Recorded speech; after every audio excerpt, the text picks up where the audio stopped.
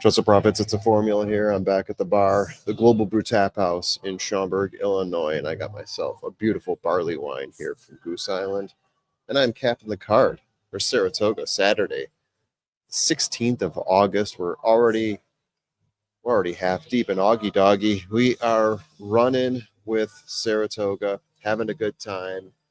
There's smoke coming out of that pen. Why? Because it's AI generated and it's beautiful. Yes, we're going to accept it for what it is. Let's take a look at how it's done in the past couple Gap in the Cards, because I forgot to tell you guys this last time. I forgot to run through this. Now, last week, I feel like I had a pretty good week. If you look at my safe plays, I had 4 wins, 1 scratch out of 12 races. If you add them up there, it's 410, 720, and 640, and 1080 in the last race. So that's pretty darn good. I would say that's good enough for a positive ROI. In terms of the value plays, I only hit on one. It was worth $12.50. Obviously, not enough to cover all the value plays, even after having the 1 scratch. But my favorite part here, and this is really what I like to play, the exactas or the exacta boxes. And I hit 2 with the picks that I gave out. One was an exacta box in race 9 for $38.50, and one in race 11 for $20.60. And yeah, since I didn't cover this last time, I'm going to go back to another race in the 19th just to show you how I did. I got 4 wins with my safe plays in on the 19th at Saratoga. 1 exacta box for $35.75. Whoops, already hit the button there. Chalky. I think it was enough to cover, but it was chalky if you played the safe plays. Value plays, not as good. Seconds and thirds. Obviously, the second helped you out there hitting that 1 exacta box. There you have it. Let's move on. Let's take a look at what we're going to be covering for this race coming up here. Race 1 allowance, $50K, $75,000 purse. It is 8 furlongs on dirt. I'm going House United as my safe play here. Has the best winnings at the distance, gets a jockey upgrade to IRAD, which is always good, especially on a Saturday.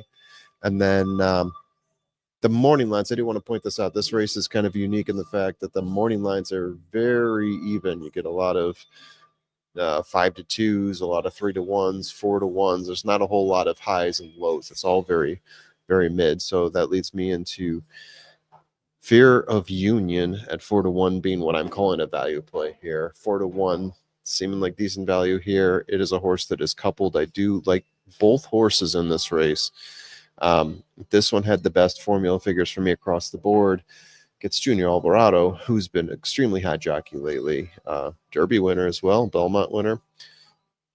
Last 3 races stronger than the rest of the field. So Fear of Union is actually my top play here, and also my value play-ish. We'll see what happens when the public gets a hold of that. Maiden Special, 90K, 6 furlongs on dirt. We have 7 entries here. 5 of them are fair stirs. Victory Hall is the best of the second shooters, in my opinion, finishing second first time out. Ironically, the other horse finished third in the same race.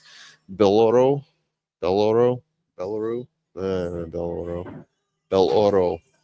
finished for third in that race. Avery's Wonderland, decent workouts, but the Dutro and Rosario make this one an attractive firster for me at 4-1. Again, there's some smaller fields in the first few races here, so using value play at 4-1, knowing that these can float around a little bit. We'll see what happens at post time on this one. Okay, a little bit more value here with the value play. Treaty Obligation hasn't looked good lately. The 2 horse here, Linda Rice, Irad Ortiz, but is one of the classier horses of the group, in my opinion. Gets Irad for the first time. Had some glory. First 2 races for Linda Rice. Was claimed from Chad Brown. Looked really good under Chad Brown, in my opinion. Had a lot of in-the-money finishes from the 5 races that I saw. Had, I believe, like 2 wins for Linda, and then has sort of dropped off. Starting to show a few signs, so you might get some value here. I kind of don't think that horse is going to sit at 5-2. I think it might balloon up a little bit, to be honest with you. Uncle Charlie's Gift does get the top formula speed figures here, and in a short field at 6-1. I actually like this play above the 2 horse here. Had a stinker the last time out, but had 2 wins before that. Could be one of those bounce back type races. You get a little bit more value here. And Lane Lizzie, no offense to him, of course, but when you compare him to Irad, sometimes that can be the difference in who gets the money in a race here. So we'll see what happens. Okay, continuing on, maiden special 100K, 6 furlongs on dirt. Tennessee Belle. We're talking a bunch of firsters here. The only second shooter that looks good coming out in second in her only race. Only second shooter. Yeah. Okay. Anyway, I'm getting hung up on my own words here. Just 3 lengths behind. Came pretty close, was close most of the race. So I think you're getting sub 2-1 odds here, but I think it's the right move on this horse because it looked really close last race. Digging deeper for my value play here, the 2 Run Wild at 15-1. Bullet workout last time out. I believe it was a sub 47. Jose and Linda with a gun runner. That's also enticing. So yeah, I'm gonna say that this horse Run Wild, even though it's a little bit lower on my rankings with firsters, it's always difficult. I like to look a little bit deeper. I'm going to give this one a shot here. If I do end up playing maidens, which I usually don't play maiden special weight, but if I did, maybe I will this weekend. Run Wild seems like a fun one. Okay, optional claimers, claiming 50K, 110 purse, 11 furlongs on dirt. This is a long one.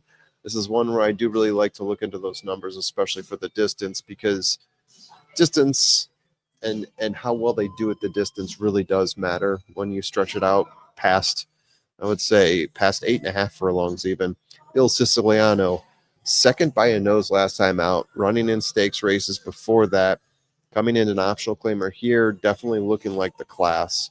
And I love Kigali at this distance. Claimed off the win by Norm Cassie, getting 6-1. I also like the 2 Ambition, um, but Jose, with Jose, but I'm just feeling it a little bit more in Kigali. I think there's a lot of value in this race. If I were to do a trifecta, it might be 1-2-5 boxed up somehow. But yeah, I like Kigali at the distance here. The numbers on the horse look really good for me. So 6-1, I think there's some significant value. Now race 6, we're going back to maidens. 10 horses, 4 firsters, so we got a little bit more experience in this race. Going 5.5 furlongs on turf, 100K purse. Sadie Earp, first time out, was close to the pace, faded, 4 lengths back at the finish, getting a jockey upgrade to Lanfranco Dettori. That should help. Wesley Ward should have a very strong effort this next time out. Tis the Law, I think as a sire, Tis the Law has been looking much better. The 9 horse here, In Her Glory, 8-1, came in second last time out. Closing effort. Jorge Ruiz was on the mount. Now you're bumping up to Luis Saez. Classing up too, which is probably why you get a number here at 8-1. Classing up to 100K maiden special weight, was running 70K maiden before that. So yeah, we'll see what happens with In Her Glory. In terms of value, though, getting the jockey, I think that's a good play here. A lot of maidens this weekend, right? 7 firsters, 9 horses. I went with 2 firsters here. You can look in that last column, into mischief, to understand why. You're getting a Todd Pletcher into mischief horse, and he's putting Irad on the mount at 4-1. That's some value right there. Now, cost effective, Chad Brown into mischief, putting Manny Franco. Again, these are horses. You look at what the into mischiefs have done. You think of Sovereignty, Patch Adams, Stepan Street, right? I mean, these are all horses that were hopefuls for Kentucky Derby and running really well this year. Is Coppola another one? Anyway, there's a whole bunch of into mischiefs out there. Extremely strong sire. So yeah, I'm going to take a chance on into mischief if I'm going to take a chance on any horse in this maiden special weight. Going back to optional claimers here, we're going to get some big races coming up in a second. 45K claiming, 100K, 8 furlongs on dirt. Get a job. With 3 wins in 8 races, 2 of them at a mile. So all 3 times, this horse has run a mile 3 times, 2 wins, 1 second place, and that was within a length of the win there. So yeah, at 7-2, Steve Asmussen putting Irad on the mount here. Got a good feeling about Get a Job. Moving on to Crimson Knight, 2 wins in 3 races, 2 wins at shorter distance, moved up to a mile, and faded in that race. But what you're hoping for here, especially at 6-1, getting in better condition, stretching out to the mile, feeling it this next time out. Crimson Light. Did I say Crimson Knight? Crimson Light. Todd Pletcher, Luis Saez. Maybe better conditioning, better results. All right, now we're into the stakes races here. The Skidmore, 150K, 5.5 furlongs on turf. Spirit of Newark. Spirit of Newark. Yeah, let me take a breather on that one. Spirit of New York coming off of a first-time maiden win at this distance, winning by 3+ lengths. Jose Ortiz, Adam Rice. Jose has been hot, so no fear going with Jose at 7-2 on that one. Now, Bobrovsky, for any of you who are Columbus Blue Jackets fans or Florida Panthers fans, NHL goalie Sergei Bobrovsky. Now, he lost in his first outing, right? Run 2 races, lost by a nose. Let's lead most of the way, lost by a nose. Came back, blasted the field, winning by 10 lengths in that race. This one can move. Had Corey Lannery the first time and then got Irad for that huge victory. Now he gets Junior. At 6-1, look out. Both those races were on dirt, and now the Skidmore here is on turf. So I'm believing that's why you're getting 6-1. But if you believe in the horse, don't look at the surface. Maybe this horse can take both of them. We'll see.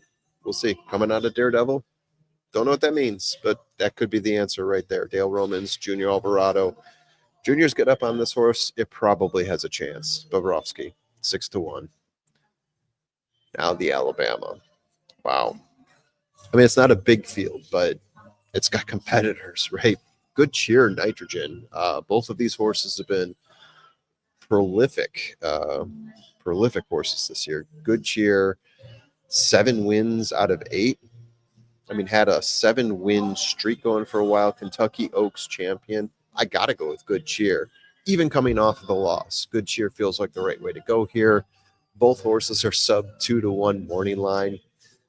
I can't blame you with going with Nitrogen, but I just don't see how you pass up Good Cheer coming in the bounce back.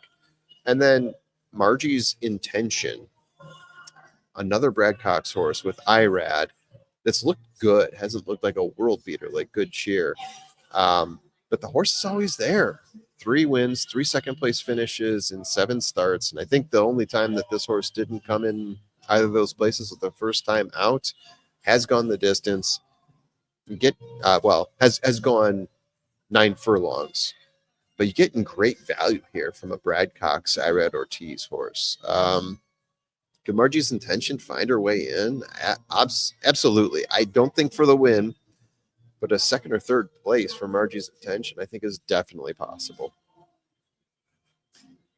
Now we're on to race 11, 2 races left. We're going to a claimer, 35K claimer, 50K purse, 8.5 furlongs on turf.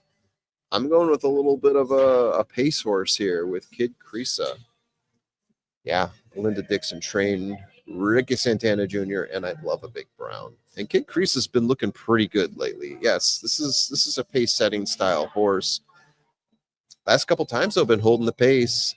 Lost last couple times, yes, but lost by a nose and lost by 2 lengths in both those races, going some distances. So do I like Kid Creasa to win the race? Not necessarily, but definitely in the money somewhere. I like Landman Friday, actually, at 6-1.